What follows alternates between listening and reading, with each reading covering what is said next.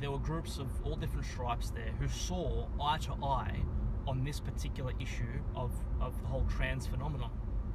So it shouldn't matter what ideology you are, as long as you subscribe to the idea that women should be women and men should be men, which NSN obviously does, then they fit in that particular protest. And in the flyers and all the photos I saw promoting the rally on Telegram, etc., nowhere did it say, neonazis aren't welcome. It was an open invite to everyone who supported the idea of women's rights and women being women, etc., to go to that particular protest. And given that NSN does support the idea that women should be women and men should be men, they were allowed to be there legally and also just socially.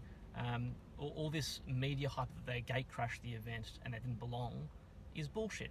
And on top of that, all the footage shows that people from NSN were actually shaking hands with a lot of the protesters. They were exchanging details. A lot of people were asking who they were. Thomas Sewell was telling them what organisation was being he represented, etc. Not just journalists, but also just random people at the protest. And a lot of networks are formed and potential recruitment as well, which is great. The point is that at first, some of the protesters on the conservative side thought that NSN was Antifa. Then when they saw the banner, they realised they're actually not Antifa.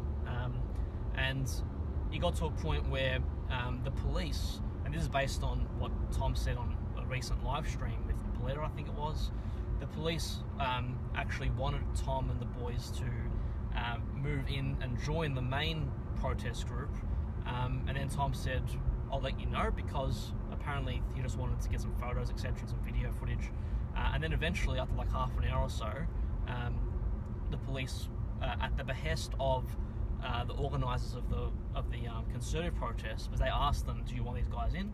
And they said yes, and they basically moved NSN into the main area, which is why they were allowed to go on Parliament House, on the stairs of Parliament House.